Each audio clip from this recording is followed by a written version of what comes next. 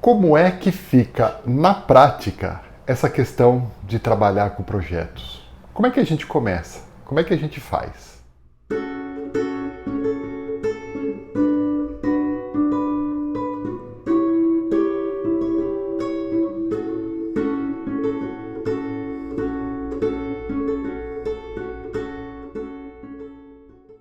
A gente já fez aqui um vídeo no ano passado falando dessa metodologia PJBL, a gente comparou com o PBL, comparou com o estudo de caso, tivemos um primeiro vídeo ainda no ano passado e o vídeo anterior a gente começou a esmiuçar um pouquinho mais esse assunto do PJBL ou aprendizagem baseada em projetos. Eu vou deixar aqui na descrição do vídeo todos esses links aí para quem quiser. Quem eventualmente perdeu esses vídeos aí ou quiser rever, ele vai ficar aqui embaixo na descrição do vídeo para vocês retomarem algumas coisas que já foram abordadas aqui. Hoje a gente vai fazer um segundo vídeo desse aprofundamento do PJBL, mostrando como que a gente começa um projeto, começa a proposta do projeto, como é que o professor começa a proposta de um projeto acadêmico, de um projeto educacional. A primeira coisa que a gente tem que ter cuidado, e aí o professor tem que ter esse cuidado, os pais têm que ter esse cuidado, os alunos têm que ter o cuidado. O projeto, como a gente já falou no vídeo anterior, ele tem que servir para a aprendizagem, ele tem que ter objetivos muito claros de aprendizagem. Muitas escolas, no nível fundamental e no nível médio, trabalham com projetos, como a gente falou no vídeo anterior, a questão da modinha, porque é bonito, porque os alunos fazem coisas que são impressionantes, e fazem mesmo, é verdade. Mas as escolas fundamentais e de nível médio fazem isso para mostrar para os pais. O aluno acaba trabalhando dentro daquilo que ele já conhece, dentro da sua zona de conforto, que a gente explicou lá no vídeo anterior, ou seja, ele não é desafiado, ele simplesmente faz uma atividade que é bonitinha, que é plasticamente bonita, mas no fundo ele aprendeu muito pouca coisa. O professor tem que ter essa preocupação. Eu vou propor coisas que o aluno de fato aprenda, que o aluno de fato cresça com aquilo. E mesmo no ensino superior, muitas universidades põem lá uma carga horária de 80 horas de um projeto, só que esse projeto não tem acompanhamento, não tem orientação, simplesmente é um projeto que o aluno vai fazer uma amostra lá, mas ele não vai, obviamente, se ele não tem orientação, ele vai trabalhar dentro da zona de conforto dele e ele não vai de fato aprender nada. A universidade está usando isso só para economizar dinheiro para não pagar professor. Então tem a carga horária, o aluno faz alguma coisa, mas ele não paga a carga horária para o professor. É uma enganação isso daí. Vamos usar o termo correto. É enganação. O aluno ele não está sendo orientado no seu projeto. Então é fundamental que a gente olhe o projeto como uma etapa de fato de aprendizagem. Não como uma coisa que eu vou mostrar para os pais, para mostrar como a escolinha é bonitinha. Não como uma coisa que eu vou mostrar para o aluno que ele fez. Não, olha, eu preciso que o aluno aprenda. Nesse contexto, o objetivo de aprendizagem é esse. Ele vai ter que usar isso daqui, ele vai ter que aprender isso. E é a partir daí que eu vou avaliar o projeto dele. E para isso precisa de acompanhamento. Por isso que eu disse no vídeo anterior que trabalhar com projetos é difícil. É difícil porque exige acompanhamento constante. Se não tiver isso, não tem nenhuma razão, não tem nenhum sentido você trabalhar com projetos. O primeiro ponto que eu gostaria de destacar hoje são os tipos de projeto que a gente pode propor. Então o professor está lá, ele está querendo trabalhar com projeto, ele tem os objetivos de aprendizagem mais ou menos definidos, ele sabe aquilo que o aluno está estudando, ele já olhou isso. Como é que ele vai propor um projeto para os alunos? Então a primeira coisa é ele pensar no tipo de projeto que ele vai propor. Eu classifico esses projetos em 4 tipos, em 4 categorias, vamos dizer assim, de projetos. A primeira categoria eu chamo de projetos temáticos. O professor dá um tema e em cima daquele tema o aluno vai escolher o que ele vai fazer. Que tema pode ser esse? Eu vou colocar alguns que eu já trabalhei. Por exemplo, as formas da natureza. Como é que a natureza pode inspirar soluções para algumas coisas. Eu vou deixar na descrição do vídeo um artigo que eu escrevi junto com meu amigo Eduardo Dias, de um projeto que a gente fez que usou exatamente as formas da natureza como fonte de inspiração. Esse era o tema. Dentro desse tema, os alunos puderam escolher uma variedade de coisas e foram fazendo os seus projetos. Então, isso foi um projeto temático. O tema era as formas da natureza, inspirando soluções de engenharia e de design, no caso lá. Um outro projeto também temático foi Leonardo da Vinci. Então a gente pediu aos alunos que olhassem as obras, os projetos, os desenhos do Leonardo da Vinci e em cima daquilo procurasse reproduzir o invento dele, o projeto dele, mas colocando algum aparato tecnológico ali no meio. Então foi um outro projeto temático, o tema era Leonardo da Vinci. E também você pode, hoje em dia, trabalhar com os objetivos do desenvolvimento sustentável. Então você dá um tema, dá um quadro geral, o aluno vai estudar aquele tema e ele vai, em cima daquilo ali, em cima dos objetivos de aprendizagem, ele vai montar a proposta de projeto dele. A primeira coisa que o professor orientador vai fazer é olhar aquele projeto. Então vai ter o aluno que vai propor uma coisa muito dentro da zona de conforto dele, então ele vai fazer um trabalho que não vai ter significado para ele, porque ele não vai aprender nada. Outro aluno vai propor, sei lá, uma máquina de teletransporte, está muito além daquilo que ele vai conseguir fazer naquele período de um semestre ou de um ano, enfim, ele vai... tem alunos sempre que propõem coisas meio absurdas que não dá tempo de fazer, e por isso o professor, que é orientador, deve no início do projeto dar a primeira orientada. Olha, isso daqui está muito fácil, isso aqui está dentro da sua zona de conforto. Olha, isso daqui é muito difícil, você não vai fazer, às vezes porque você não tem o tempo suficiente, às vezes porque você não tem o conhecimento. Então, aquela questão que a gente colocou no vídeo anterior da zona de desenvolvimento proximal do aluno, o professor tem que orientá-lo neste momento, para que o aluno não proponha um projeto nem abaixo daquilo que ele vai poder realizar e nem muito acima daquilo que ele vai realizar, mas dentro de uma faixa que ele vai de fato usar aquilo como aprendizagem. Então, quando você vai propor um projeto temático, o professor inicialmente expõe o tema, expõe o que ele quer que os alunos façam, dá um tempo para o aluno pesquisar, dá um tempo para o aluno pensar, o aluno traz a proposta e o professor avalia se aquilo lá está dentro dos objetivos. Então, esse é o primeiro tipo, projeto temático. O segundo tipo é o que eu chamo de projeto dirigido.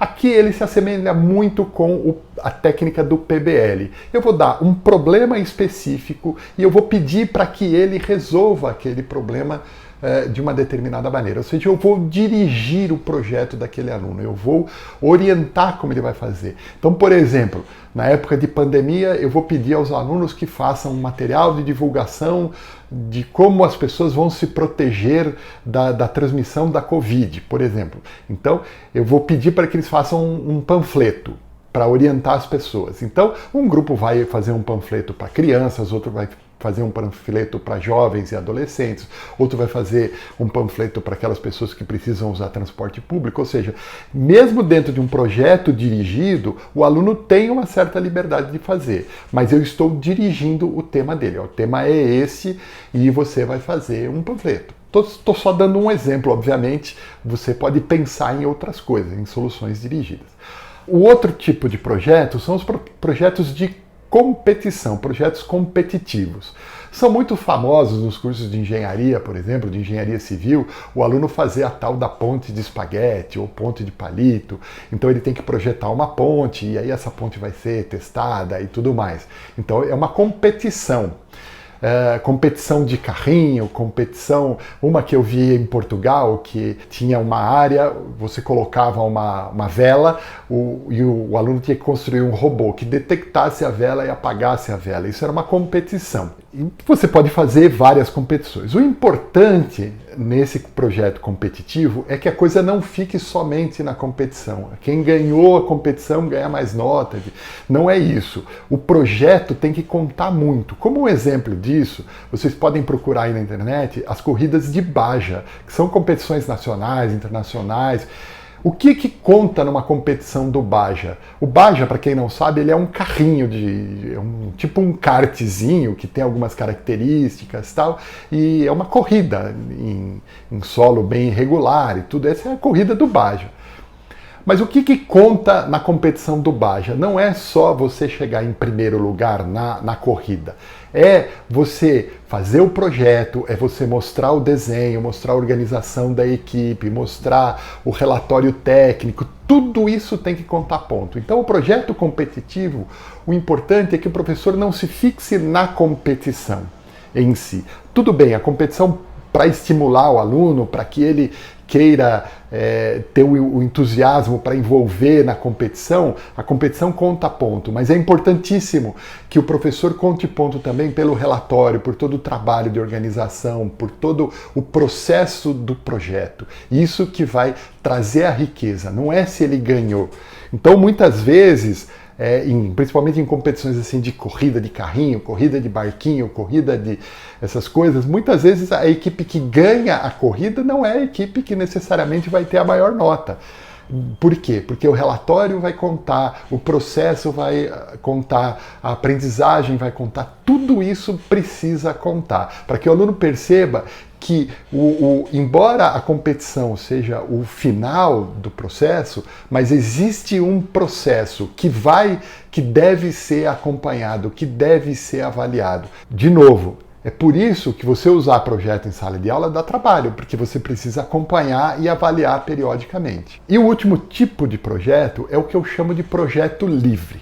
Normalmente, os trabalhos de final de curso, seja ele no ensino médio, seja ele no ensino superior, eles são de tema livre, ou seja, o aluno já tem um pouco de maturidade, ele já transitou pelos assuntos que ele vai estudar, ele se identifica com algumas coisas. Então, nesse ponto, ele já trabalhou com o projeto e ele já vai ter um pouco de maturidade para escolher para onde ele quer ir, para escolher o assunto do projeto dele. Então, são um projeto livre, que normalmente são usados nos trabalhos de conclusão de curso. Aí, o que eu acho? E aí eu vou colocar a minha opinião. Os projetos temáticos e dirigidos, eles são mais colocados no início do curso. No primeiro ano, no primeiro semestre, nos semestres iniciais, que é para orientar o aluno na escolha do seu projeto. Os projetos de competição e os projetos livres, eles são mais efetivos do meio para o final do curso. Principalmente o projeto livre, como eu falei, normalmente é o projeto do trabalho de conclusão de curso, que aí ele é livre para escolher o tema dele, o orientador para ele e tudo mais.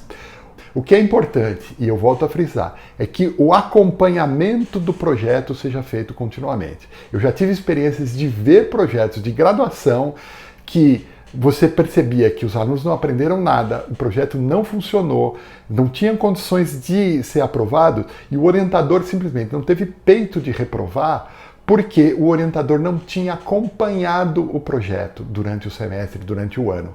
Então ele não tinha como argumentar aos alunos que aquele projeto não estava bem feito, embora não estivesse bem feito. Ele teve que aprovar porque ele não acompanhou.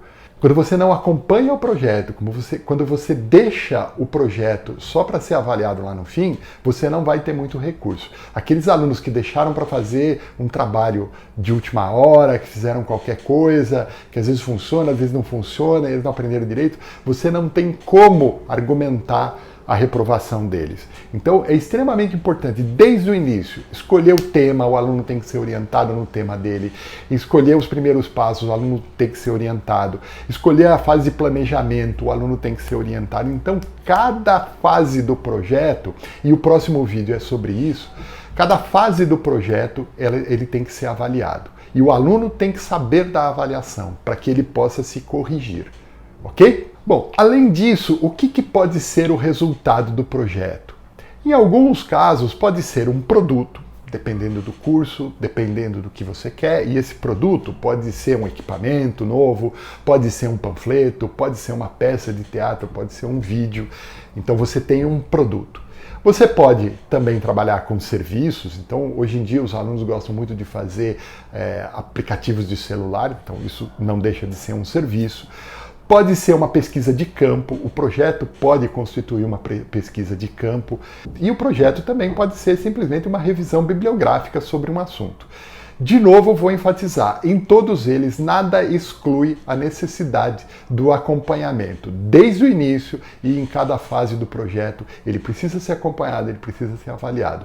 Isso a gente tem que insistir. E num dos próximos vídeos a gente vai falar exatamente dessa questão do acompanhamento de projeto. Então, uma vez que o professor escolheu o seu tema, escolheu o produto que ele quer, escolheu como ele vai encaminhar o projeto, ele já delineou todo o seu trabalho. E aí a avaliação vai ficar mais fácil porque você vai saber o que você vai avaliar, porque você sabe o que você espera.